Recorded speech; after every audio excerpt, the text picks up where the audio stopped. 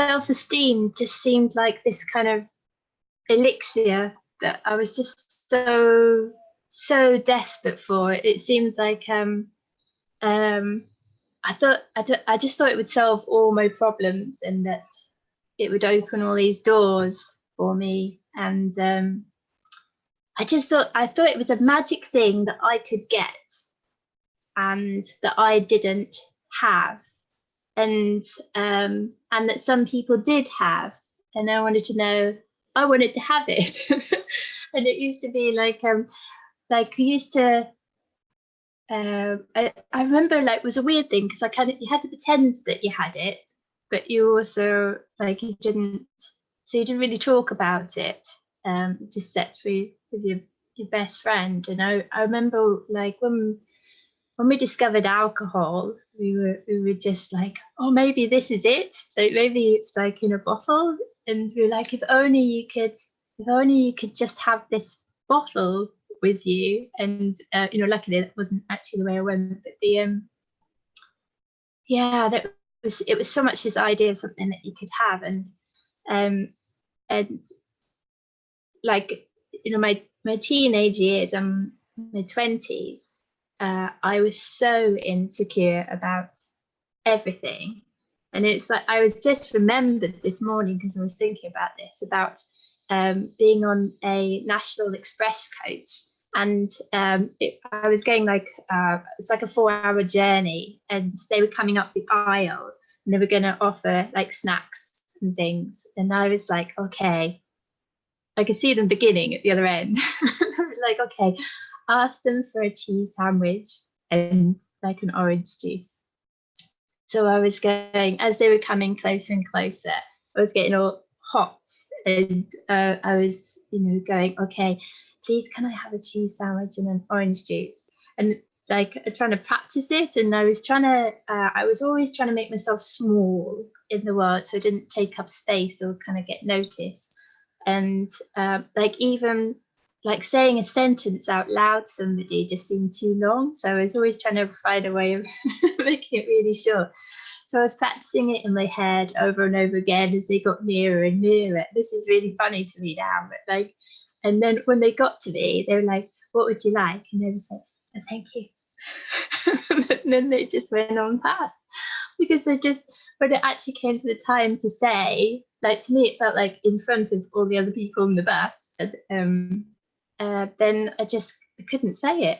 And that's how I spent my whole, like, all my time at college and school and university. And there were things that I wouldn't do. And it wasn't just me, it was like, my best friend as well. Like, we would never go somewhere by ourselves, or like, speak up. And there were other people that seemed to be fine with that. And yeah, I couldn't understand what it was that other people had. And so I spent a lot of time looking for it. And I mean, luckily, just being in the world can kind of naturally, as you have more experiences, you naturally learn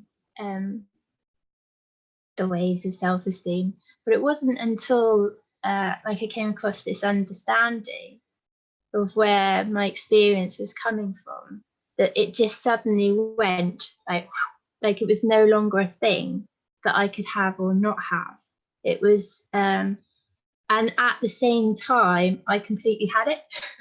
like I could it's so weird, because it's completely irrelevant, not a thing, and yet I could absolutely say that I could say I love myself. Like, I absolutely love myself, and that's not a like like, look at me, but it's just in a, oh, that's just an honest knowing. And it's and like, the amazing thing about it was that I thought I would have to, like, do so much work on myself. And I remember, I think it was just the 2 years prior to discovering this understanding, that I was coming across, like, it seems to be more popular now than it used to, like, saying things about like learning to love yourself and stuff. So I was trying really hard to love myself, and I could probably do it for about like 1 hour 45, and then like there would be something that would come up, and I would be like, I don't love myself. Like I'm not perfect. I'm just so flawed, and um, I couldn't see a way around it. I'd try and think myself into being perfect when I wasn't. Like I think maybe I could love myself then, and it totally didn't work. And I remember sitting on the sofa one day going, I'm never going to be able to love myself. Like all I could see was this very flawed person, and I knew it. I knew, like sitting on the couch, that I could never love myself. Like I'd never be worthy of my own love. And then um, and I was listening to like an audio book, and somebody on the audiobook said, "Oh, did you ever consider the possibility that there was nothing wrong with you?" And it was that. It just went dunk because I was like, "Oh, no, I didn't. I had never considered that ever. Like I just turned up and assumed that there was something wrong with me. Like and in that moment, like I knew there was nothing wrong with me. It was like there was a separation between um like everything that I think about, and then and who I really am. Like before the thought that that I'm crap, or like before the thought that I'm ugly or useless or anything like that. Before that thought, I'm perfect. Like before that thought that like it just doesn't exist. Those flaws don't exist.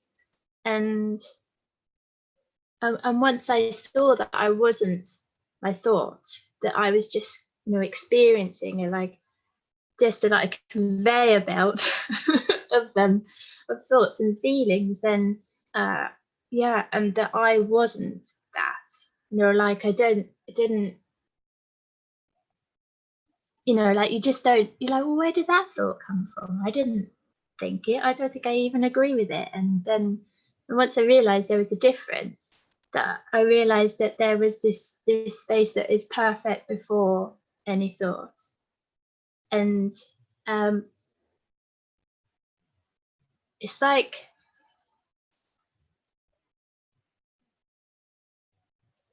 and I think that's where the self-esteem, when I say that I have it, comes from, is that is knowing that space is there, and knowing that anything that isn't self-esteem is therefore thought, like in the moment. And um and it's not that I experience like the day thinking I'm amazing. I don't. I experience everything. Like like sometimes I'll feel ugly, sometimes I'll feel pretty, sometimes I don't even think about it. And the same, like well, being a mum is an amazing example, because I'm like at like 5:38 I'm like, oh, I'm such a bad mum, and then like 5:43 I'm a great mum, and then like it just goes up and down like that. I just like it's ridiculous how much our brain comes up with these judgments all day. Um but that's the unstable bit. That's the bit that's always changing, and the bit behind that or before it is the bit where it's all right. And I think that's where like the irrelevance of it is. Like I think there are certain, it's like this stuff called thought has got this amazing quality of being able to give itself a quality as well. So it's like a thought can make itself seem like it stretches across time. Like when we feel bored, when we have that thought, oh, I'm bored, you don't think, oh, but it wasn't a thought ago. like it stretched itself backwards through time, and it stretches itself forward. Like you're gonna be bored for at least an hour, you know, like it's, and it was just one thought in one moment, and it stretched itself out. So that was like one quality that, you know, that thought has. And I think tired does a, you know, a special stretching out, or like also sad, or, you know, those ones stretch themselves out. But there's also, and I think that we think that certain things like self-esteem are solid thoughts that are constant and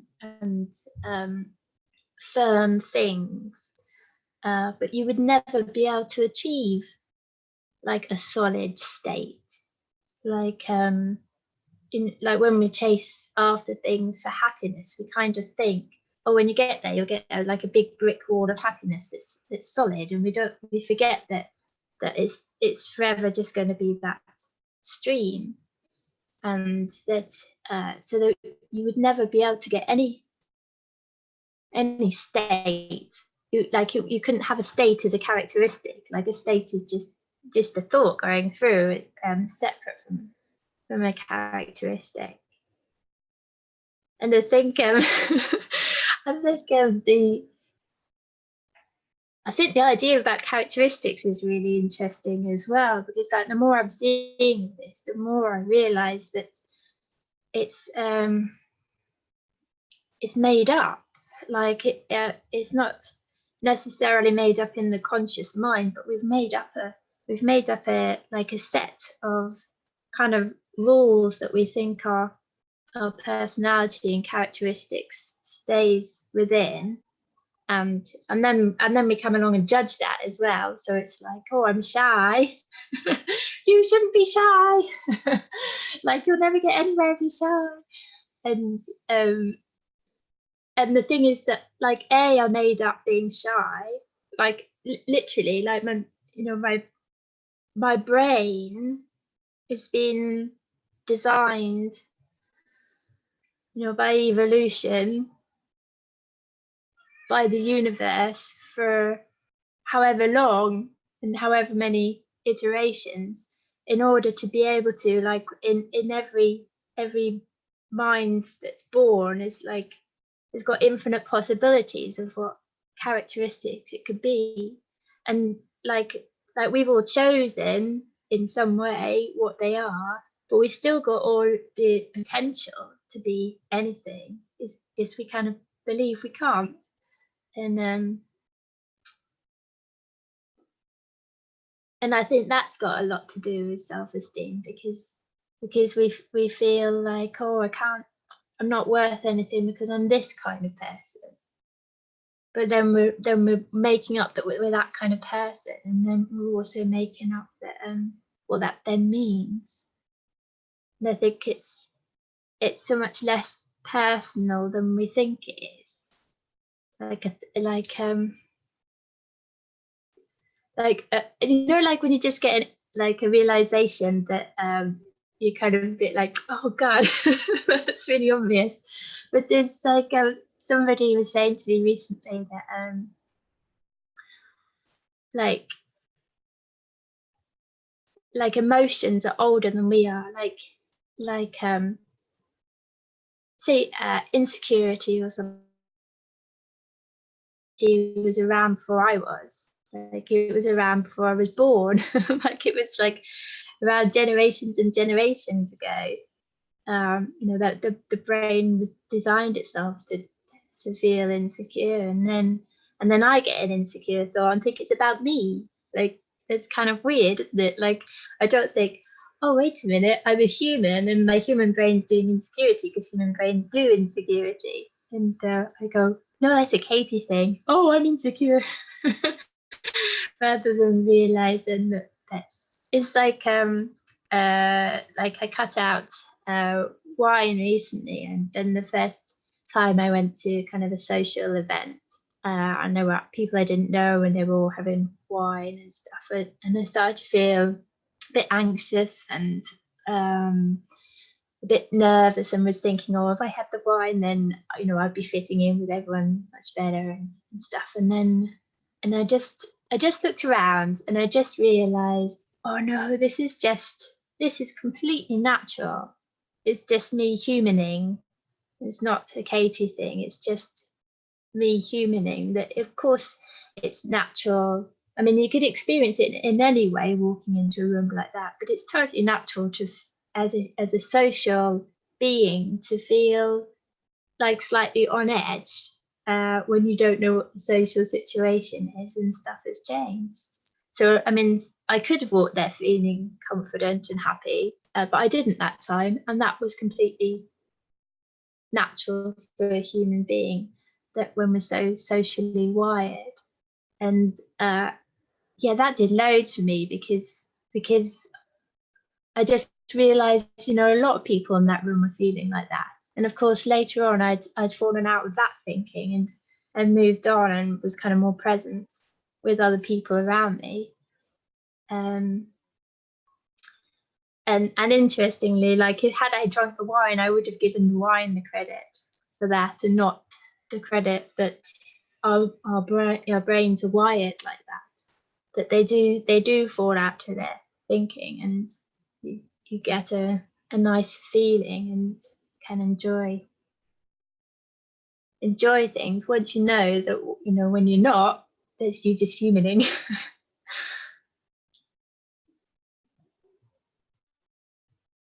So you said when you were in your teens and you were still experiencing or that's when you were first experiencing the insecurity and the feeling shy and all of those things and thinking it was you, although actually your friends were the same. And then you thought, oh, let's try this wine. Did you, or some alcohol in a bottle when you went, did you try that at that time? Oh yeah, like it was like it was almost like we were like swapping personality. At the time it felt like we were becoming, you know, superheroes, like putting on, you know, like changing superhero, put on the cloak and stuff, because of like I felt like I could just I felt like I was then being me, like I could talk to people I wouldn't normally talk to. I'd be dancing or dancing, and yeah. But like, what's interesting is like looking at what alcohol does. Like it was never that alcohol had given me courage. What it had done was to like dumb down my thinking, so I'd actually just didn't have those thoughts about, oh, they won't like me or those things. So it wasn't, the alcohol never gave me anything. It just so happens it was taking away some things, but, you know, which is what happens to your brain naturally when you understand, you know, why you're having that experience in the first place. So I can see why the alcohol looked like it worked back then, and also I can see why it's you don't need it now. Yeah. Excuse me for 1 second. The telephone. I was waiting for the telephone to be answered. So yeah, so it's really, so you can see how and why people get into the habit of using alcohol and any other things that people get addicted to, because they don't understand where their experience is coming from, and they think that it's the alcohol that's making them feel better. And when they haven't got any other escape, that's quite natural, isn't it? It's quite normal to do that, to find something that's going to give you that relief. And if it does, for the thing is about when you use that alcohol, how long does it work for? That's the interesting thing. Whereas since you've known about the understanding, it obviously is working for you all the time, not just yeah, really. Yeah, well, I mean, there's a couple of interesting things that you said there, because like one is that like you can see how the system is always looking to thrive, like, so that like it looked like alcohol made sense because I was looking to thrive, and now I know something more. I'm looking to thrive, but I can do it another way. And and what you were saying about alcohol is actually fascinating because I could talk about this for quite some time, Vaishnav, but I didn't realize that that like alcohol can give you like a kind of a buzz for about 30 minutes, and then because it's damped down the brain then has to send in a whole load of like the stress hormones, and so it's really hard to notice, but what's happening is that you're then feeling more stressed than you were before you had it, or you're feeling the effects of the stress hormones, even though you're feeling slightly tipsy after this half an hour. And that's what makes you want to have the next one, because you can kind of fix that with another one, but of course you're then adding more and more stress. So once I knew that, I was like, oh, it's not really worth it for half an hour. Like if I'm actually just, and as you say that so the alcohol could fix you for half an hour, but to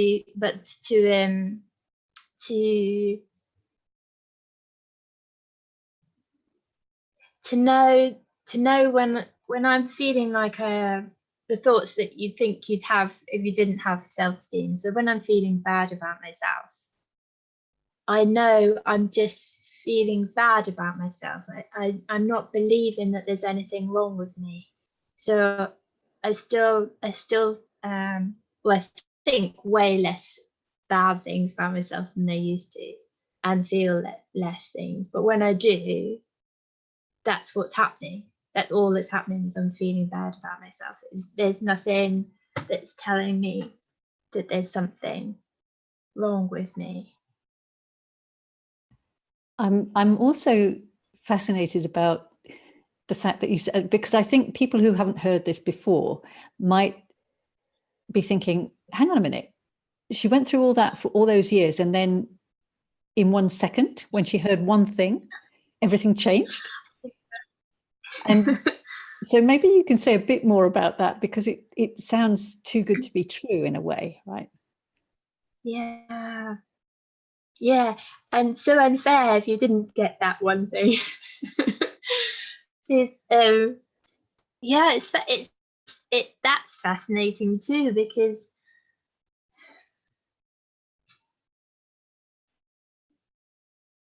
I guess it comes to the fact that you're taking something away rather than trying to add something. Like if you were trying to fix yourself by adding something, you'd have to remember each time, like I am lovable. I am lovable. You'd have to do it all the time to create any kind of difference. But then if you saw something that made you realize that the fact that you were unlovable wasn't true, if you saw that as not being true, you wouldn't ever have to remind yourself again, because that's gone. So you wouldn't have the thought of I'm unlovable, or you might, because the brain's a habitual beast, so it's going to pop up again, but it hasn't got any heat in it, because it's just popped up as another thought. Yeah. So that's the kind of magic in this understanding, is that it's so complete. There's nothing you have to do with an insight, because an insight does it for you. And I almost see it like a tree. So it's like depending on the insight that you get, it kind of changes everything after it. So you can have like little insights that change little twigs.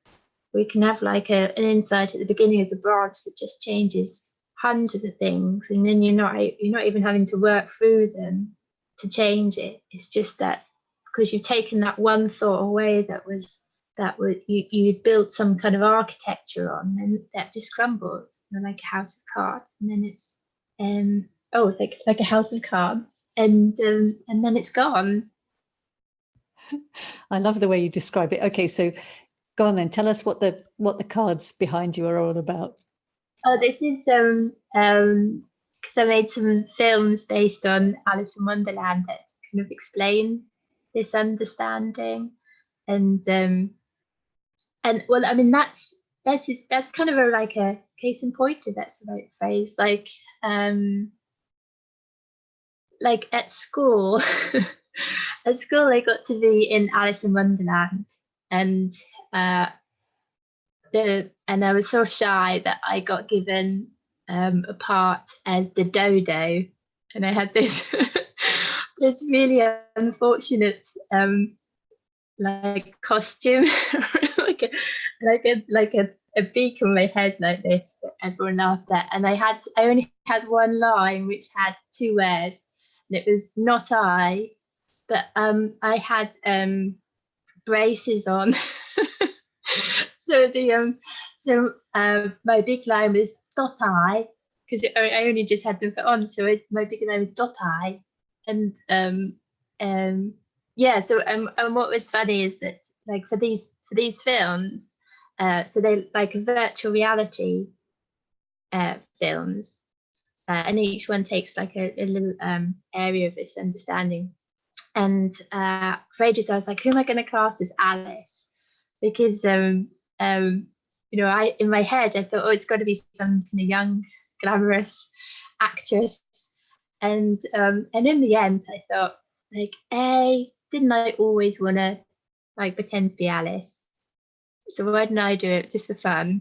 Like, if it all goes wrong, then I still got to be Alice, like, in my life. Like, with these cards were falling on me in the courtroom scene, so I kind of like got to step inside the book, which I've always loved, the book. And so like that's that would have been an impossibility to me before, because like how impossible would it have been, and excruciating would it have been for me to put myself in a position where I could be like laughed at or not do very well, but be in public. And it's like and like, obviously I hope nobody's laughing at me, but I think that, and then I also fall back into a place where I go, well, what's the worst that could happen? Like, if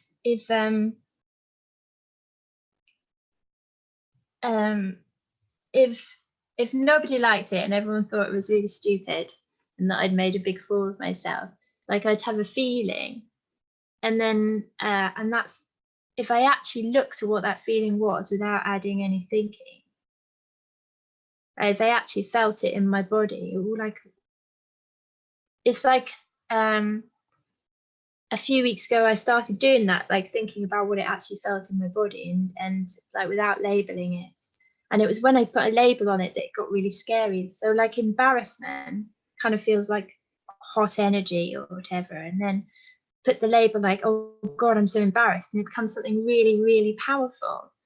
And I tried it with a few feelings, like getting anxious before a call or something, and I was like, oh, I can feel my heart beating harder. But then you put the oh God, I'm anxious on top, and it feels really like alarms. And what was really funny is that the day that I did it, I sneezed later that day, and I felt it go like right down to my fingertips and my toes, and it was like through my whole body. And I was like, wow, that's so like violent compared to these feelings of anxiety or fear or embarrassment that I'd spent my whole life trying to control situations to avoid, and they were less than the sneeze. And when I had, like, I was thinking, if I'd added any meaning to that sneeze, that could be terrifying. Like if we'd added like well, any meaning, it would have been way more terrifying than anything that we could have thought of. So it's like Sydney Banks said, like if just people weren't as scared of their own experience, that alone would change the world. And that's what I always was scared of my experience, and I still am sometimes. But to know that there wasn't anything, there's nothing innately dangerous or threatening about the feeling that I'm actually having. It's just the incredible power of thought to say what itself is, that can make it just seem so overwhelming. And like you have to put, if you're afraid of your feelings, then you need people to be nice to you. Like you need other people to act in a certain way so that you're okay, and you need the world to be a certain way so that you're okay. And when you stop being afraid of your feelings, then you don't need to control what's going on. And then if you're not having to control what's going on, then you're not worried about how the world is perceiving you, because there's no threat in how they do perceive you. And then self-esteem becomes a non-issue. Like, if I feel like embarrassment or to be thought of badly could hurt me, then then I've got a self-esteem issue, because like a self-esteem is just questioning yourself, or it's kind of bringing yourself into a situation which you yourself didn't need to be brought into. Like when you're in an amazing conversation, you don't get that sensation of being an I, like a self. Or like when you're in a computer game that's really good, or it's just you in that experience, or it's just that experience. And then it's when it's, what we don't like so much is when we pop up inside an experience and say, oh no, what's everyone thinking of me? Well, that's the bit that we find uncomfortable. And yeah. Well, and the two things that have come to me, one is that the first thing is that your films are brilliant. So they're really, really good. So I will put a link to those films, and everyone loves them. So I'm sure I'll put a link to those with this video. And your explanation, the way you talk about this understanding, your experience of it is really clear and really good, really lovely to listen to, and so obvious that it's working for you because you're here talking like this, right? And yeah. When you describe how you were as a teenager, there's no way you'd have been doing this. And even if you had made yourself do it, you certainly wouldn't have been as clear and as clear as you are, and as confident. And so it's that's why I'm hoping that we can package this up in a time capsule. go and take it and give it to mini-me. And then this is what's so exciting, is like that people in their teens or 20s could find this. Like, what can people do, or how much more of their life can they enjoy, because less of their life is taken up worrying about things that are so unnecessary. Once you see it's like a thought created reality that we're moving through. It's exciting. It is exciting. At least, well, I was like, I think at one point, just after I got the understanding, I was like, oh, I wish I'd got this when I was like really young, and like I'm feeling all jealous of people who were younger than me, because they'd had so much time and now we're like realize, oh, it's really exciting because like here we are we'll get to see it play out. And the yeah, anyway, slightly off topic, just got excited then, that's all. I was just the same when I first found out about it, because I was in my 50s when I first found out about it. So I was like, and I had been searching.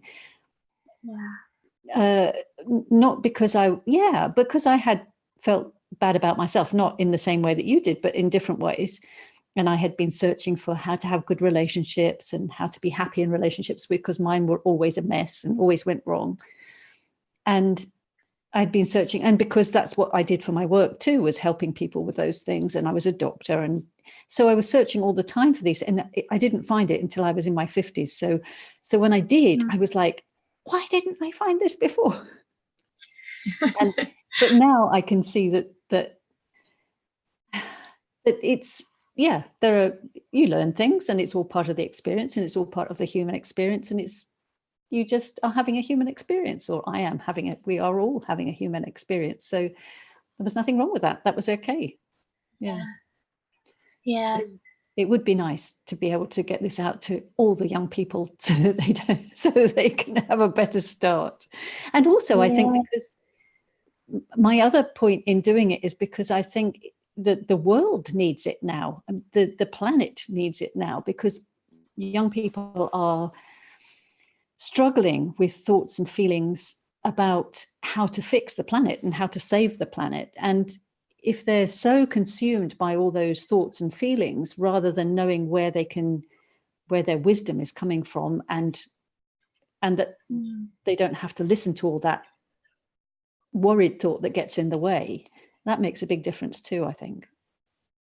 Yeah, absolutely. And that how much we don't do because we're listening to a thought that's telling us about us. And like in it, it would just be so lovely to take that away from people, or have that fall away for them, and then people can bring who they are to the world. And however that shows up. Is that like when I was doing the Alice stuff, like I'm not an actress, and I didn't have time to learn my words because I was making all these props and costumes and everything for it.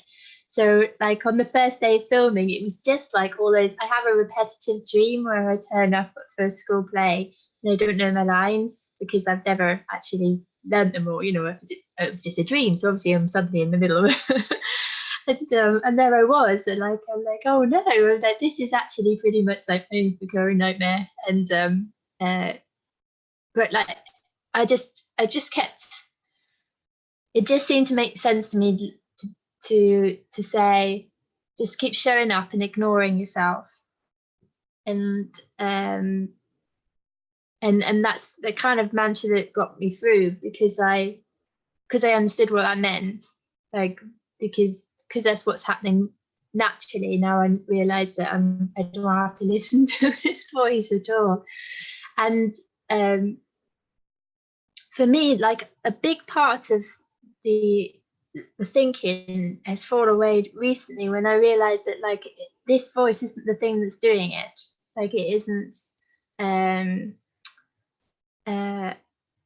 like I've always had a hang up about not being able to speak about things or to people, like because to me I felt like I don't know what the end of the sentence is, and I used to find it really hard to this is how it looked then, and I'll say how it looked now. So I thought, I can't speak or say stuff clearly because I try and get to the end of the sentence, have no idea what it is, and then like all these other ideas bump in the way, and then I can't find the word and have to go like a really odd route and stuff.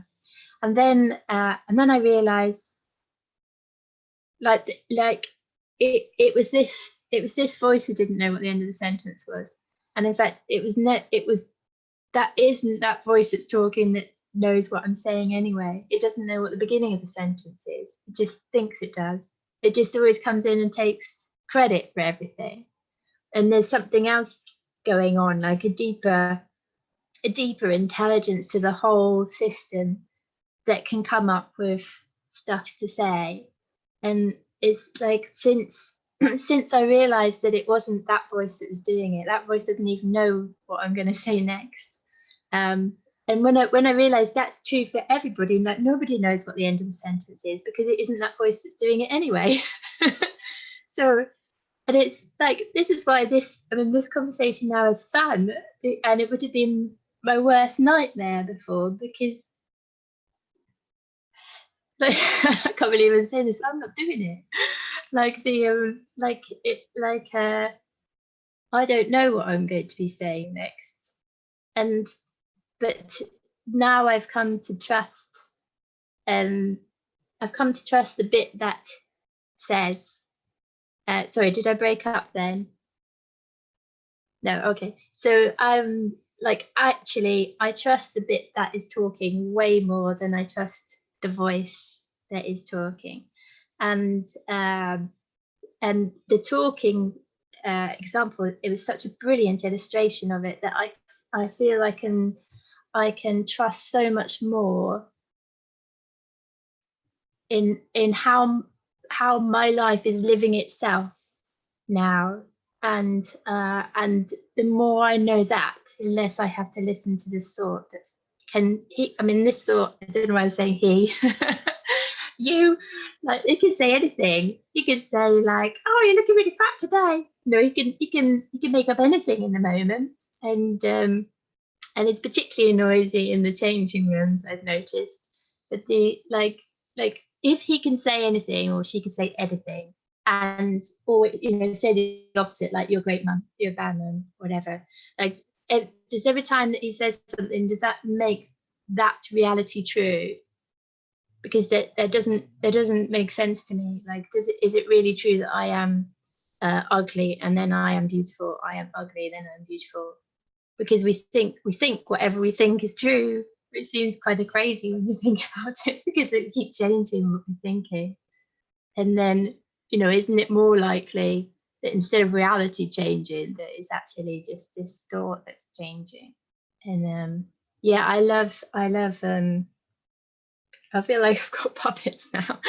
Like, I love being me, as in, life coming through me, rather than this voice. It's got a much nicer feel to it. And when you're this part, that's where your self-esteem comes from, because you're not listening to this. Like, there isn't such a thing as self-esteem. There's like just not self-esteem, which is what this thing says. And so if he's either not talking, like if he's out the picture, then you're fine, and you're fine before he talks. And if he talks, you're fine, because all he is this, is just thoughts. Yeah, I didn't mean.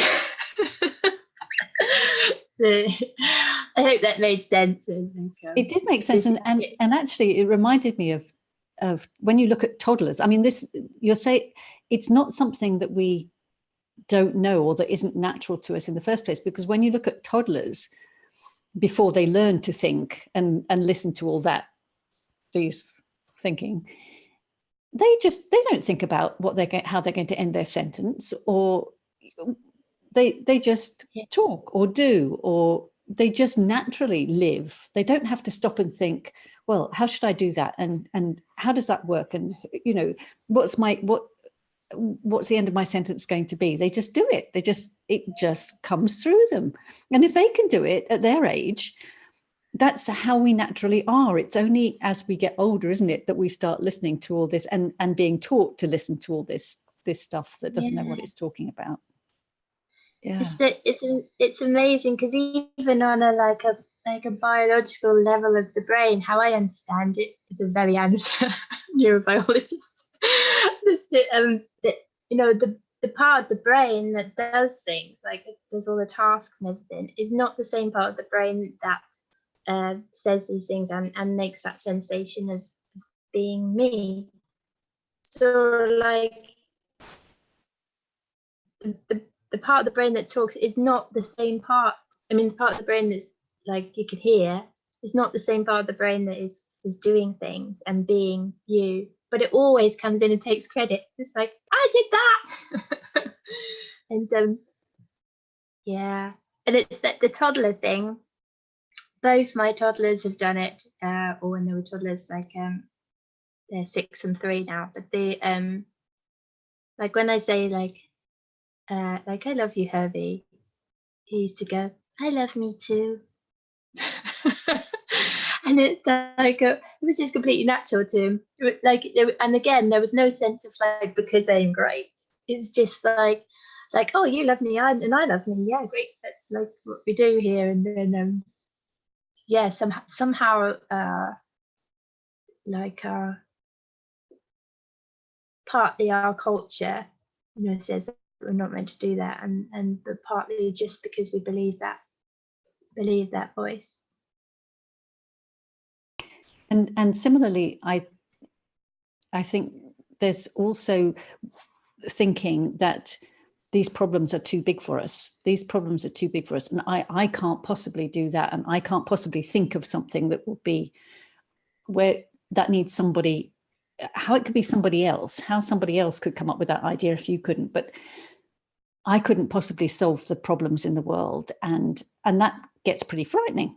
I can't possibly, so I better not think about it. But of course, that means you think about it more. Yeah. But we do have this amazing, just like little children do. Again, they come up with amazing ideas and inventions, and they don't think anything. They don't think there's anything they can't do they? Yeah, so. As I can't remember. Sorry if I've broken up. Are we back? Okay, good. All right. So yeah, there's somebody's blog. I don't know who it was, and their 3-year-old asked them about how she could be an astronaut, and he went through this list about like all that you have to work really hard, get all these grades, and it's quite tight competition to go to, like, I'm making this up now because I don't know the steps, but like to go and you get through all these physical tests, and then the gravity spewing up test or whatever, and at the end of this big speech, the 3-year-old just looked up and went, okay, so that's 3 things. And it's just like and I've just loved that. Like, I use that myself. I'm just like, and I'm like, oh, wait a minute, that's just 2 things. And again, it's like we make stuff up, and then we make up what that means. Like for the Alice in Wonderland stuff, I got the funding from Google and YouTube, and like at some point I was like, oh, but Google's big and YouTube's big. So I had made up that they were big, and then I'd made up what that meant. Like, oh, that means I can't work with them or anything. And then and I think we do that in so many areas of our lives, that we say, oh, this problem is unsolvable, that means I can't solve it. Or this problem is big, which means that it's not for me. Or like the So how did you get past that one? How did you get past that Google's too big and YouTube's too big? Well, because I knew I was in a thought created reality, then I knew that a concept like big is just a thought created concept. So I could kind of choose whether to buy into it or not. And so I don't know, I find with the understanding that half the time the understanding just takes it away. Like that, so there were so for example, it could have shown up of like, oh, they're not big, they're just normal people, whatever. But then the other half of the time, I know that it's Michael Neal uses a good phrase called like saying on the menu. So I knew it was like on the menu that I might see them as not big because I could see it was thought created, but I was still getting those feelings.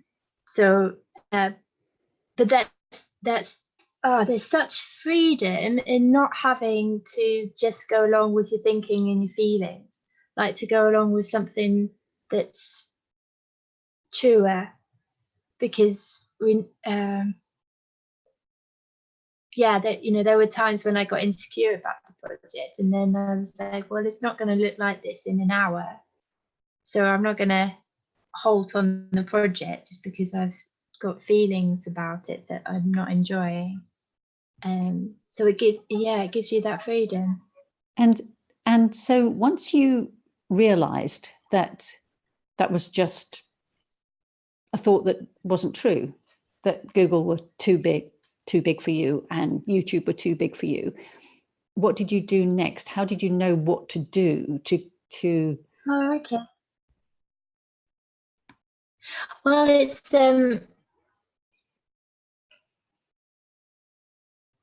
kind of that thing about like that the next step just kind of appears. Like you don't know what the step after the next step is going to be. You just know what the next step is going to be. So for me, that was putting together a proposal, and I think this is kind of the interesting thing, is that at that point I was